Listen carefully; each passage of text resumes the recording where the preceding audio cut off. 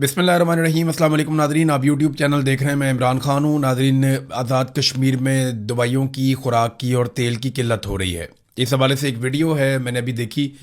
मैं वो वीडियो आपको भी दिखाता हूँ, आपके साथ शेयर करता हूँ। आप देखें, आपको आइडिया हो जाएगा किस तरीके से ज़्यादती की जा रही है आज़ाद कश्मीर में। क्योंकि जब BBC ने इसको रिपोर्ट किया तो पाकिस्तान की हुकूमत ने, चाहे वो PMLN की और पीपल्स पार्टी की वफाकी हुकूमत है, चाहे वो पीपल्स पार्टी की आज़ाद कश्मीर की हुकूमत है, वो दोनों ने मिलकर ये कहा जी कि ये BBC की रिपोर्टिंग गलत है। अब मैं आपको सबूत दिखाता हूँ, बहुत सारे सबूत मौजूद हैं, लेकिन सिर्फ एक नौजवान की बनाई हुई वीडियो ये ज़रा आप देखिए और सुनिए कि इस वीडियो में क्या हो रहा है। भाईजान, ये ट्रक क्यों खड़े हैं? जाने नहीं दे रहे। कौन नहीं जाने दे रहे? पंजाब पुलिस पंजाब पुलिस नहीं जाने दे रही। क्या कह रहे हैं? वो तो बंद करो, खाना पीना उनका अच्छा, क्या कह रहे हैं? इनका खाना पीना बंद करो, कश्मीरियों का बंद करो। ओहो भाई, ये अभी हम मरी से जा रहे हैं मुजफ्फराबाद की तरफ। जितना भी राशन आजाद जम्मू कश्मीर की तरफ जा रहा था, यहाँ पे पंजाब पुलिस ने ट्रक रोके हैं। ये देखें, ये राशन के साथ लोड है। ये आजाद जम्मू कश्मीर में जाने नहीं दे रही। ये नौजवान जो वहाँ से गुजर रहे थे, उन्होंने ये वीडियो बना के सोशल मीडिया पे डाली है और ये वीडियो भी सर्कुलेट कर रही है और बहुत सारी वीडियोज़ हैं, कुछ मुझे भी लोगों ने भेजी हैं। तो अब आप अंदाज़ा करें कि ये क्या रियासत के करने का काम है कि तेल बंद कर दो, दवाइयाँ बंद कर दो, खुराक बंद कर दो। इससे क्या मोहब्बत पैदा होगी? इससे तो शदीद नफ़रत पैदा होगी। इससे तो ये लोग आपसे नफ़रत करेंगे। वहाँ ख़वातीन हैं, बच्चे हैं, बुज़ुर्ग हैं, बहुत सारे बीमार हैं, उन्हें दवाइयाँ चाहिए, बहुत सारे लोगों को खाना पीना चाहिए। आप क्या चाह रहे हैं कि अवामी एक्शन कमेटी के ऊपर वहाँ के अवाम गोली चला दें और ये आपस में लड़ पड़े वहाँ के अवाम? या आप खुद अब गोली नहीं चलाना चाहते, खाना जंगी करवाना चाहते हैं? यानी खुराक की किल्लत तो गज़ा में पैदा की जाती है। ये चीज़ें तो मकबूजा कश्मीर में भी हमने नहीं सुनी कि वहाँ पे खुराक ही बंद कर दी लोगों की। ये बहुत अफसोसनाक है। इसको जितनी जल्दी ख़त्म करें उतना बेहतर है। अफसार आलम समेत और उनके अलावा कई जर्नैलों का जो पैगाम लाने वाले जो सहाफ़ी हैं, जो फारवर्ड एज रिसीव कर देते हैं, जैसे ही मिलता है वैसे ही उसको पैगाम को फारवर्ड करते हैं। उन टाउटों ने बहुत सारी चीज़ें क्लियर कर दी हैं, जिनमें 3 मेन चीज़ें हैं। ये याद रखें, आज़ाद कश्मीर के तमाम लोग, मिलिट्री एस्टेब्लिशमेंट ने 3 चीज़ों के हवाले से बड़ा क्लियर पैगाम पहुंचा दिया है। ये पैगाम आप सुन लीजिए। नंबर 1, उन्होंने कहा जी कि कलअदमी रखा जाएगा अवामी जॉइंट एक्शन कमेटी को। ये कलअदमी रहेगी, ये फैसला एस्टेब्लिशमेंट ने कर लिया। नंबर 2, ख्वाजा महरान, शौकत नवाज मीर, उमर नज़ीर कश्मीरी और सरदार अमान से कोई बातचीत नहीं की जाएगी। उनके तो मैंने आपको पहले ही बताया कि डेथ वारंटी उनके साइन कर दिए गए हैं और इनमें से एक पर गोली भी चल चुकी है। यानी जो अब तक सामने आया उस पर गोली भी चला दी गई थी और वो जो उमर नज़ीर कश्मीरी हैं वो अभी भी ज़ख्मी है। और नंबर 3 ये है कि मुतालबा तस्लीम नहीं किए जाएंगे। ख़ास तौर पे जो 12 मुहाजिरीन की नशिस्तों वाला मुतालबा है वो तो बिल्कुल तस्लीम नहीं किया जाएगा। और अगर कोई तब्दील करना चाहता है स्टेटस को तो वो फिर 2/3 अक्सरियत के साथ, पहले वो अपनी हुकूमत बनाए, फिर 2/3 अक्सरियत के साथ 12 नशिस्तें मुहाजिरीन की ख़त्म करे। अब बड़ी दिलचस्प बात यह है कि जब भी किसी ने 2/3 अक्सरियत हासिल करनी है तो ये 12 नशिस्तें उसको चाहिए होंगी। इन 12 नशिस्तों के बगैर तो नामुमकिनात में से है कि किसी के पास 2/3 अक्सरियत आ जाए। अब अगर एक पॉलिटिकल पार्टी हुकूमत बना लेती है तो ये 12 नशिस्तें अपने पास रख लेती है एस्टेब्लिशमेंट, तो वो कभी भी आइन में तरमीम नहीं कर पाएगी, तब्दीली नहीं ले पाएगी, 2/3 अक्सरियत पूरी नहीं होती। और ये 12 लोग अपनी सीटें हमेशा के लिए ख़त्म तो नहीं करेंगे, ये नहीं चाहेंगे कभी भी ऐसा हो। लिहाजा बड़ा बंदोबस्त किया है एस्टेब्लिशमेंट ने। लेकिन अगर सारी जमातें मिलकर एस्टेब्लिशमेंट से जान छुड़ाना चाहें, कोई ऐसा वक्त आ जाए पाकिस्तान में तो शायद हो जाए, वरना आज़ाद कश्मीर के ऊपर कंट्रोल बड़ा मजबूत है। लेकिन दूसरी तरफ आज़ाद कश्मीर के जो लोग हैं वो भी पीछे हटने के लिए बिल्कुल तैयार नहीं है। यानी लोग अभी भी बहुत बड़ी तादाद में धरनों में मौजूद हैं, एहतजाज में मौजूद हैं। और उन्होंने कॉल दी थी, वो बढ़ने वाले थे मुजफ्फराबाद की जानिब, लेकिन फजल रहमान साहब ने कहा कि मैं सालसी करवाता हूँ, आप ये एहतजाज मुअख्खर कर दें। तो उन्होंने फजल रहमान साहब की दरख्वास्त के ऊपर अपना एहतजाज मुअख्खर कर दिया।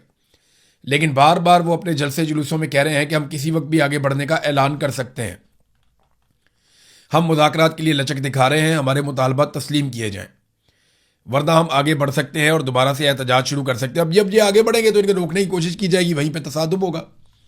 और जब तसादुम होगा तो दोनों तरफ का नुकसान होगा, क्योंकि आज़ाद कश्मीर की ट्रेन ऐसी है, वो लोग ऐसे हैं कि वो मुज़ामत करते हैं और मुज़ामत के अंदर फिर नुकसान होता है।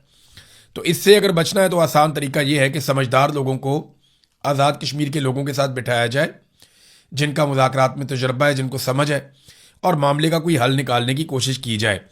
शौकत नवाज मीर ने एक स्टेटमेंट जारी किया, उस स्टेटमेंट में आपके सामने रख देता हूँ।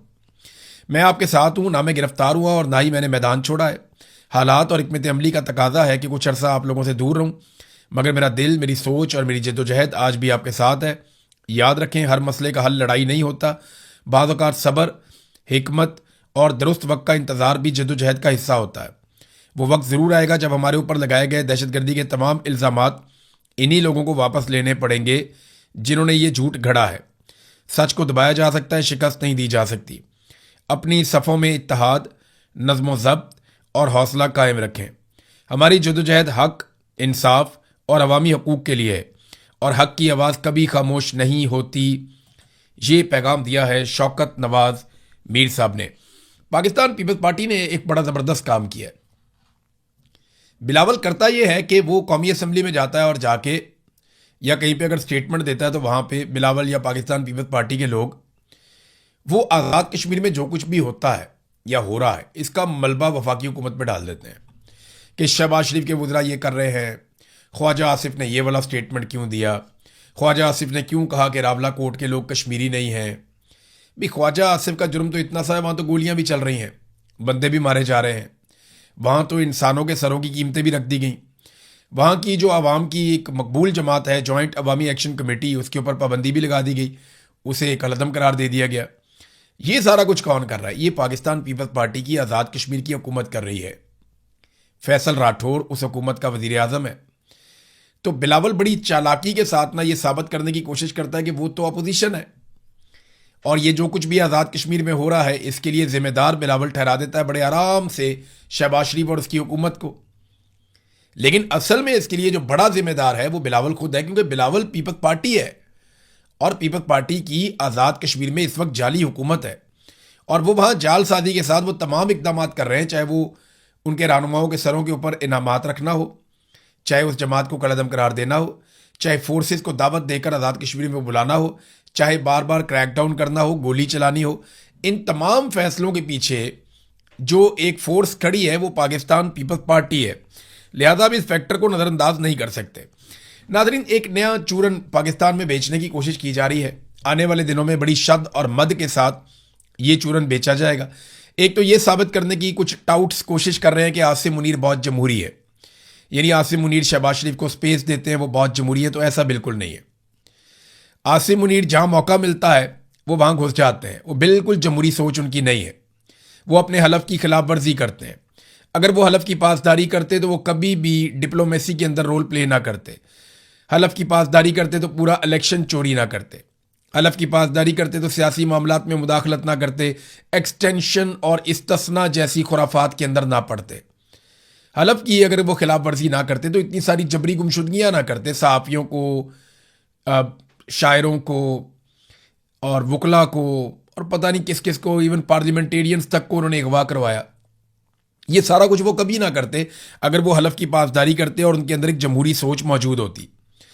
तो एक तो नया चूरन ये है कि जनाब वो बहुत जमहूरी है। दूसरा एक नया चूरन जो है वो बेचा जा रहा है कि इसराइल कहीं आसिम मुनीर साहब को कत्ल करना चाहता है। यानी ये अब खबरें चलना शुरू हो गई हैं, हल्की हल्की इसके ऊपर लोगों ने बातचीत शुरू कर दी है। बाहर से भी एक दो सोर्सेज हैं जिनसे खबर दिलवा दी गई है कि जनाब इसराइल आसिम मुनीर को कत्ल करना चाहता है और उसके लिए कोई बड़ा बारीक वारदात हो रही है। नहीं, ऐसा नहीं है। इसराइल को आज तक पाकिस्तान में अगर कोई हुक्मरान सबसे ज़्यादा सूट किया है तो वो आसिम मुनीर है। मैं आपको वजह बताता हूँ कैसे। आसिम मुनीर साहब पाकिस्तान के वो वाहिद हुक्मरान हैं जिनके दौर में इसराइल के खिलाफ एहतजाज करने वालों पे गोली चली है। आसिम मुनीर साहब पाकिस्तान की तारीख में वो वाहिद हुक्मरान हैं जिनके दौर में इसराइल के ऊपर या उसके मंसूबों के खिलाफ आप एहतजाज करने निकलें तो आपको गिरफ्तार किया जाता है, आप पे गोली चलाई जाती है, आपके ऊपर सख्ती की जाती है, आप पर छापे मारे जाते हैं, आप पर क्रैकडाउन किया जाता है। पहली मरतबा ऐसा हुआ कि आप फ़लस्तीन का झंडा पाकिस्तान में नहीं उठा सकते, आप जब उठाएंगे तो उसके ऊपर रद्द अमल आएगा। ये सिर्फ आसिम मुनीर साहब के दौर में हुआ। आप फ़लस्तीनियों के हक़ में अगर निकलना चाहें तो आपको कुचल दिया जाएगा। ये सिर्फ आसिम मुनीर साहब के दौर में हुआ। तो इसराइल के अखबारात भी ये लिखते रहे हैं, बहुत सारे लोग ये तज्जिया भी करते रहे हैं कि आसिम मुनीर साहब ज़्यादा फ्लेक्सिबल हैं इसराइल के मामले में पाकिस्तान के बाकी हुक्मरानों की निस्बत, और उन्होंने जो डिलीवर किया है वो इससे पहले कोई नहीं कर पाया। यानी अब आप इसराइल के खिलाफ एहतजाज नहीं कर सकते, आप फ़लस्तीन के हक में नहीं निकल सकते, हत्ता कि आप फ़लस्तीन का झंडा भी नहीं उठा सकते। आपको कुट पड़ेगी या आपको गिरफ्तार कर लिया जाएगा, जबरी तौर पर लापता भी कर सकते हैं और कत्ल भी कर सकते हैं। पाकिस्तान में ये सब कुछ हुआ। तो ये जो नया चूरन बेचा गया कि जनाब आसिम मुनीर साहब को इसराइल कत्ल करना चाहता है, मेरे ख्याल में ये गलत है। जो दुरुस्त चीज़ है वो ये है कि जितनी जल्दी आसिम मुनीर साहब खुद को इन सियासी मामलात से अलग कर लेंगे ना, अपने आप को और अपने इदारे को इन सियासी मामलात से जितना दूर ले जा सकते हैं, जितनी जल्दी ले जाएंगे उतना पाकिस्तान के लिए बेहतर है। वरना ये काम होना तो ज़रूर है, आज नहीं तो कल हो जाएगा, लेकिन इसमें नुकसान काफ़ी ज़्यादा हो जाएगा। नाज़रीन, नेतन्याहू के लिए बड़ी मुसीबत बन गई है और नेतन्याहू पर अदालत में केसेस है। नंबर एक, देखें वो बहुत सारी चीज़ें इकट्ठी होकर आ गई। नंबर एक, उस पर अदालत के अंदर केसेस चल रहे हैं और वो बिल्कुल आखिरी मराहिल में दाखिल हो चुके हैं। नंबर दो, ईरान से बदतरीन शिकस्त हो चुकी है, क्योंकि इस रीजन में एक ही मुल्क था जिसने टक्कर देनी थी इसराइल को, और उन्हीं के लिए तैयारी थी इसराइल की सारी। और वो ये हमेशा से बताते थे कि ईरान से हम बहुत ताकतवर हैं, लेकिन ईरान ने जिस तरह मुकाबला किया वो शिकस्त अब नेतन्याहू के खाते पड़ गई। नंबर तीन, ट्रंप का रवैया काफ़ी बदलता जा रहा है। ट्रंप जो है वो ईरान के साथ जो डील है उसको ज़्यादा इंपॉर्टेंस दे रहे हैं नेतन्याहू से ताल्लुकात से भी। यानी जो नेतन्याहू से ताल्लुकात हैं उससे ज़्यादा ट्रंप इंपॉर्टेंस दे रहे हैं ईरान के साथ जो मुआहदा हो रहा है उसको। तो ये भी एक नेतन्याहू के लिए बहुत परेशानी वाली बात है और सियासी नाकामी है बहुत बड़े पैमाने पर कि अब अगर इलेक्शन होते हैं तो नेतन्याहू की पोजीशन बड़ी कमज़ोर हो सकती है। नाज़रीन, डोनाल्ड ट्रंप के लिए भी जो मिनाब स्कूल वाला इंसिडेंट है वो एक मुसीबत बन गया है, क्योंकि वहाँ पे 168 तालिबात जाँ बहक हुई थी मिनाब स्कूल वाले वाक़े में। अब डोनाल्ड ट्रंप से ये सवालात पूछे जाते हैं तो उनके पास जवाब कोई नहीं होता। तो इस मरतबा डोनाल्ड ट्रंप ने जो जवाब दिया वो बड़ा घुमा घुमा के जवाब दिया। उसने हर तरह से बचने की कोशिश की, जनाब मैं नहीं जानता कौन जिम्मेदार है, इसका तो तयन होना बाकी है, मैंने अभी रिपोर्ट देखी नहीं है, हवा में बहुत सारे मिसाइल थे, सब लोग मिसाइल चला रहे थे, पता नहीं किसका मिसाइल जाकर लग गया, मुझे नहीं लगता कि वो अमेरिका का मिसाइल था जो जाकर स्कूल के अंदर लगा। देखें, ये रिस्पॉन्सिबिलिटी किसी को तो लेनी पड़ेगी। ईरान ने इसकी मुकम्मल तहकीकात करवाई हैं और आलमी इदारों को उसने ऑफ़र भी किया कि जो आकर देखना चाहता है, जो चाहिए हम देते हैं। अब मिनाब स्कूल के अंदर 168 बच्चियां शहीद हुई हैं। ये इतना बड़ा इंसिडेंट है कि इसने पूरी दुनिया को हिलाकर रख दिया है।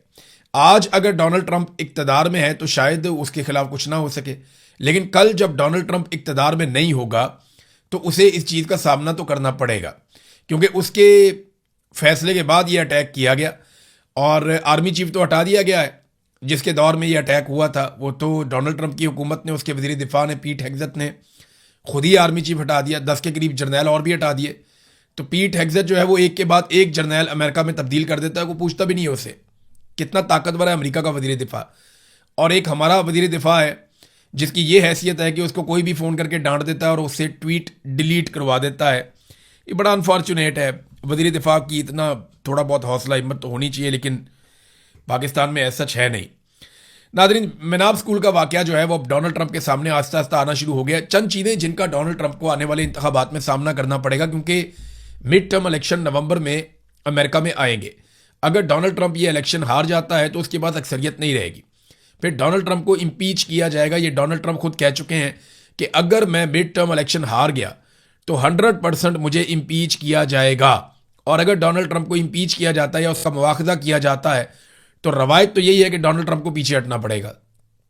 अब देखते हैं डोनाल्ड ट्रंप रवायत पूरी करते हैं या कंटिन्यू करते हैं, लेकिन वो एक इंतहाई कमज़ोर सदर होगा जो किसी किस्म की कोई कानून साजी नहीं कर पाएगा, किसी किस्म का कोई फैसला नहीं कर पाएगा अगर वो नवंबर का इलेक्शन हार जाता है। तो ये डोनाल्ड ट्रंप की इस वक्त सिचुएशन है। डोनाल्ड ट्रंप को जो सामना करना पड़ेगा, नंबर एक तो वो एप्स्टीन फाइल, ये सारा मामला, अभी फाइलें तैयार हैं, एक एक चीज़ निकाली गई है, एक एक चीज़ की वीडियोस और डॉक्यूमेंट्रीज बन रही हैं और ये तमाम चीज़ें तैयार हो जाएंगी अगस्त और सितंबर तक। सितंबर अक्टूबर में ये पूरी कंपेन एक लॉन्च की जाएगी और नवंबर में डोनाल्ड ट्रंप को इलेक्शन में शिकस्त दे दी जाएगी। जो प्लानिंग है डोनाल्ड ट्रंप के मुखालिफिन की वो है।